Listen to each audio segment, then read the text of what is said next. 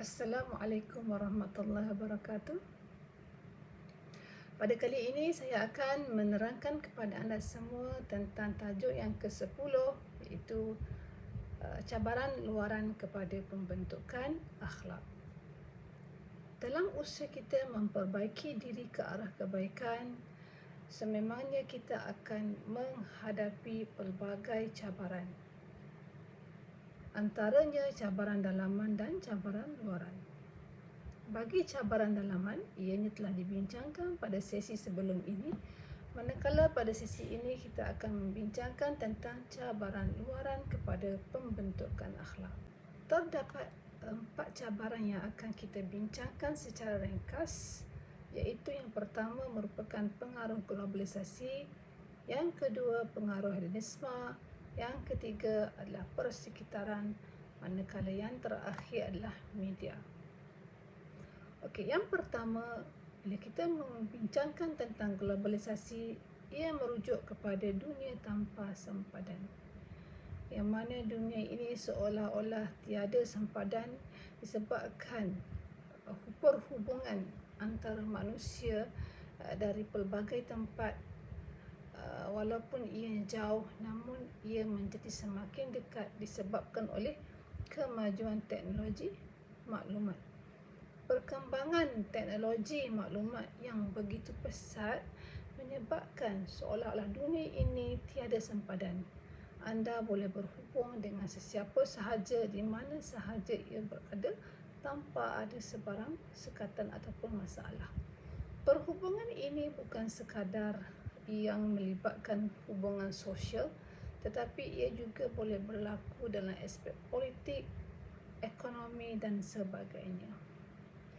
Tidak dapat dinafikan bahawa globalisasi ini ada kesan baik kepada kehidupan manusia, di mana ia mampu membantu sesebuah negara ataupun keluarga ataupun masyarakat kepada kemajuan hasil daripada hubungan yang berlaku di antara sesuatu pihak dengan pihak yang lain. Namun begitu, globalisasi tetap mempunyai pengaruhnya yang negatif, di mana kita dapat saksikan pada hari ini banyak pengaruh-pengaruh luar ataupun budaya-budaya luar meresap masuk ke dalam masyarakat kita hasil daripada globalisasi. Manusia hari ini dapat menyaksikan pelbagai bentuk hiburan, cerita, pelbagai bentuk berita melalui internet ataupun dengan melayari media sosial. Hasil daripada itu kita dapati banyak pengaruh-pengaruh budaya luar yang datang ataupun yang masuk ke dalam masyarakat kita.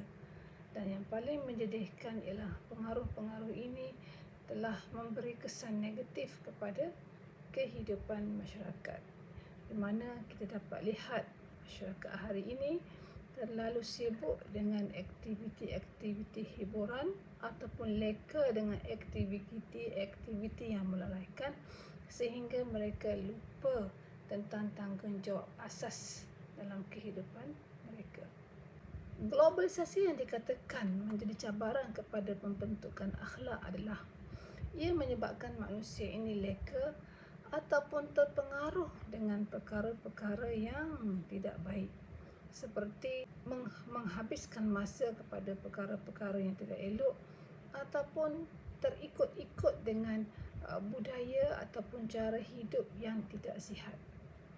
Jadi perkara ini sebenarnya menghalang manusia daripada membina ataupun membentuk diri ke arah kebaikan. Cabaran yang kedua ialah cabaran hedonisme.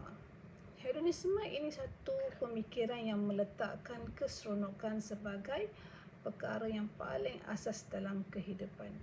Hedonisme merupakan satu pemikiran yang meletakkan keseronokan sebagai matlamat. Apa sahaja yang dilakukan mestilah bertujuan untuk mencapai keseronokan. Keseronokan menjadi satu panduan ataupun menjadi sesuatu yang dikatakan sebagai parameter yang meletakkan kepada perkara yang baik ataupun tidak baik. Sekiranya seseorang itu melakukan sesuatu yang menyeronokkan ataupun yang menggembirakan dirinya, maka ia adalah sesuatu yang dikatakan baik. Dan sebaliknya, apabila ia melakukan sesuatu yang tidak menyeronokkan, maka ia bukanlah sesuatu yang baik untuk diri individu tersebut. Oleh itu, hedonisme meletakkan bahawa keseronokan dunia ini adalah matlamat utama hidupnya. Oleh itu, pemikiran hedonisme ini banyak menghalang kita daripada melakukan ataupun menjadi insan yang lebih baik, disebabkan oleh minda kita, perasaan kita yang terlalu inginkan keseronokan. Cabaran seterusnya yang menghalang seseorang itu daripada berlakukan kebaikan ialah cabaran persekitaran. Cabaran persekitaran ini merupakan persekitaran manusia. Siapakah individu-individu yang berada sekelilingnya akan mempengaruhi seseorang itu ke arah kebaikan ataupun sebaliknya. Seperti keluarga. Keluarga ini mempunyai banyak pengaruh kepada pembinaan personaliti individu. Sekiranya keluarga gagal melakukan tugas dan peranannya yang baik, sudah pastilah personaliti yang terhasil adalah personaliti yang tidak baik. Begitu juga dengan rakan sebaya. Rakan sebaya ini juga mempunyai pengaruh yang besar kepada pembentukan akhlak seseorang. Apabila ia salah memilih kawan, maka ia menjadi penghalang ataupun cabaran kepada pembentukan akhlak individu. Yang mana biasanya manusia ini sedang terpengaruh ataupun terikut-ikut dengan kawan-kawan rapatnya. Oleh itu, pemilihan kawan yang tepat adalah penting untuk membantu kita ke arah membina akhlak yang baik.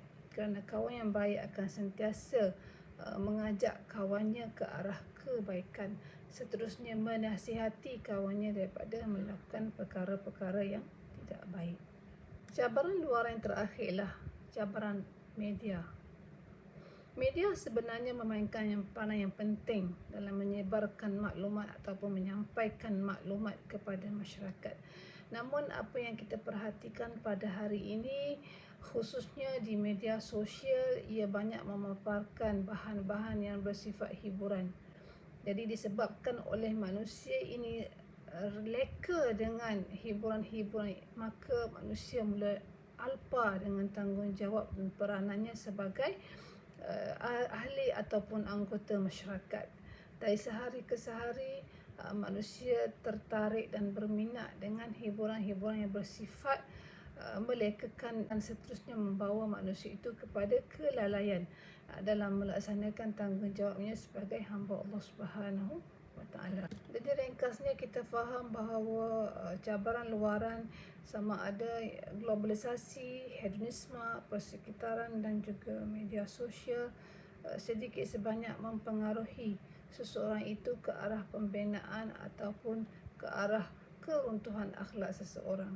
Jadi oleh itu kita sama-samalah menjaga diri kita, keluarga kita supaya dapat menghindarkan daripada segala bentuk cabaran yang boleh menghalang kita kepada kebaikan.